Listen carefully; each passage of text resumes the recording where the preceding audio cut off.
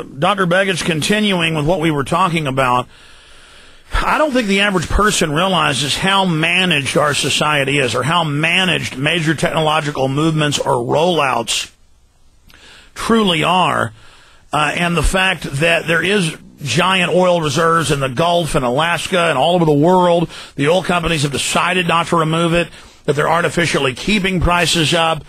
And they love to blame it on the Arabs. Well, yeah, they're part of it, but it's part of the same elite, just like the oil companies are part of it, buying up refineries and closing them. But that's only one small area, as you know.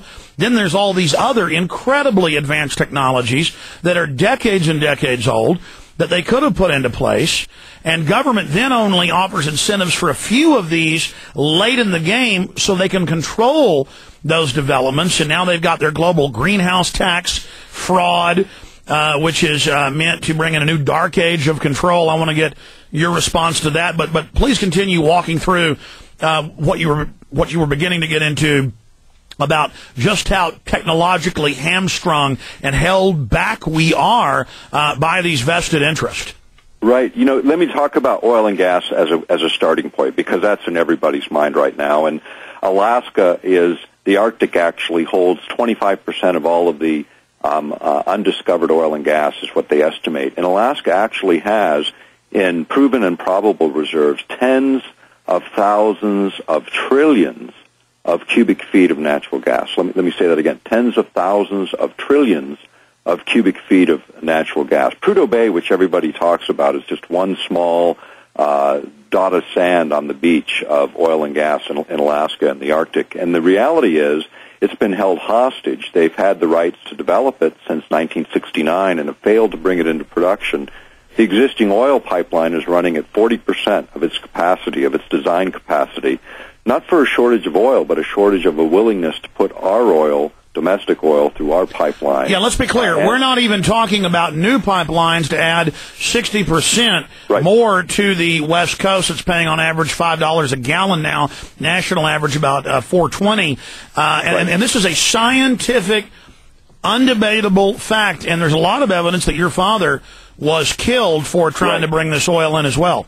That's right. And the other part of it is because of that empty capacity in the existing pipeline, you could put in within 2 years, or even less if it was an important enough issue, a liquefaction plant on the North Slope, and you could liquefy natural gas and have it go all the way through that pipeline along with that oil, have it separated at Valdez and be putting on tankers within 2 years rather than 10 or 15 in the way it's being pushed forward today. The fact, no one's asking these questions. You know, when Dad was in the Congress in the early 70s, he was that was a time where the oil embargo was about to take shape in 73. The pipeline was on the drawing boards in terms of building the oil pipeline in Alaska, and they couldn't build it until they had a settlement of the indigenous issues here. So they made an attempt at that with the Native Land Claims Settlement Act, the biggest in the history of the United States. And you've been one of the elected leaders of the tribes as well, so you're involved in that.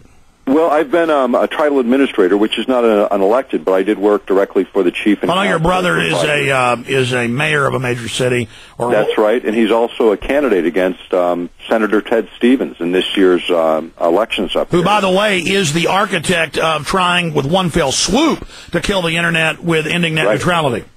Right, and he was on the Technology and Science Committee and referred to the Internet as a tubes and pipes. I mean, this is a guy making the decisions that doesn't even understand the technology. Brother Mark actually is leading him in the polls right now and has raised about $1.25 million for his election in the first 4 months of his campaign. You know, I don't say this jokingly, and I know it's serious to you because it's your brother. He better be real careful and not fly on any private planes. Well, you know, Mark is, he is careful, and hopefully things will go smoothly, and he'll win this election, get into Washington, and you know, and on technology issues... Well, you know Stevens is like a mob boss, so... Oh, yeah. We've got, the IRS and the FBI raided his home here not too many months ago. His son has been named in a couple of criminal investigations. Several legislators are now in federal prison in California and Oregon. In fact, the guy I ran against in 2004 and had asserted he was corrupted by oil is actually in jail for oil corruption today and serving 5 years for that and another year for... lying to the judge for perjury. And this thing, what's happening here that people are not seeing in the mainstream media is this is our opportunity. We're talking about the National Treasury. They are leasing the offshore resources right now like it's a fire sale. I mean, for pennies on the dollar. And there's enough money in these natural resources that you and I, all own in common in this country. They're the public's resources that we lease to multinational companies to retire the national debt. Now, Dr. Begich, I want you to go over all that evidence because your family's all involved in politics there, and you've studied it, and your dad was a congressman. I've studied the situation, and what you're saying is accurate. I want listeners to know that. But for those that don't understand, they have the image that 5 guys with beards and sandals have stopped drilling off the shore of Alaska, off the shore of California, that 5 guys in sandals stopped drilling in the Gulf. That is their front. The big banks, the big oil companies use environmentalists as their front. Meanwhile, the big corporations engage in cross-species chimeras, seriously dangerous to the planet, all sorts of toxic waste dumping.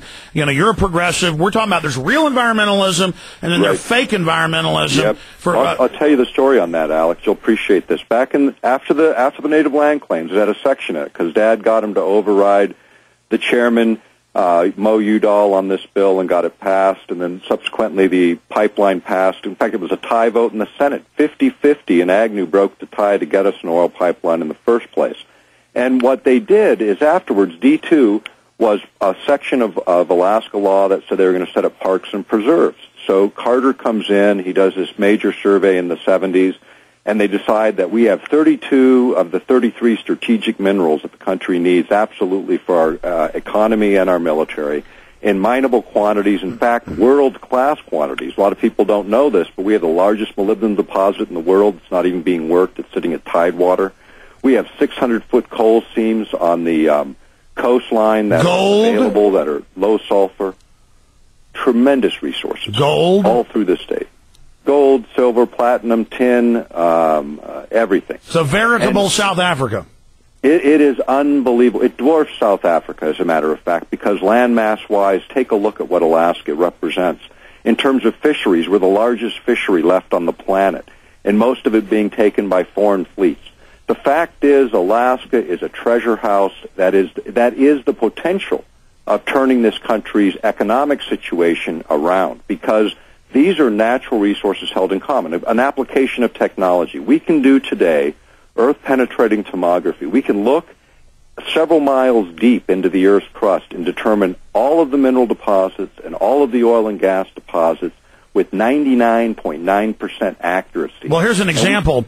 Here in Texas, they found a giant oil and gas field from Dallas to Houston, and the really big majors have been trying to use environmental groups and other people to shut down drilling, which has no environmental impact. I mean, they literally create maybe an acre pad and drill it and bring it out completely cleanly.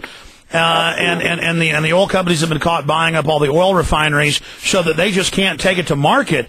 And that's even been in the Associated Press. So they're busy blaming 5 hippies wearing sandals, and the 5 hippies think they're King Kong and go, man, we got power. No, you don't have power.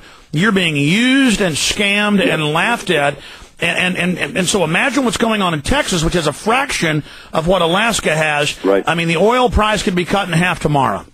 Right. And, the other thing is what happened in D2, all the environmental groups got all enamored because the Rockefeller Foundation and all these foundations, these industrialist foundations, were giving them money. And they couldn't figure it out. Well, when they locked all this land, what they did is once they surveyed all this, they locked a big portion of it up in parks and preserves, so you couldn't mine it except under one condition. See, it was open to you and me. As American citizens, we could go out and make a discovery and stake that claim and have the ownership of those mineral rights, and we could go to patent if it was federal land, and if it was state, you could go to lease. But you had that right. When they locked up this federal land in this way, the only time it'll ever be available is in a national crisis, and then the multinationals will be invited in because they're the only ones that can mobilize. And then the real environmentalists, the ones who are concerned about a legitimate way of approaching development, all of a sudden all that goes out the window because it's emergency. Yeah, let's be clear.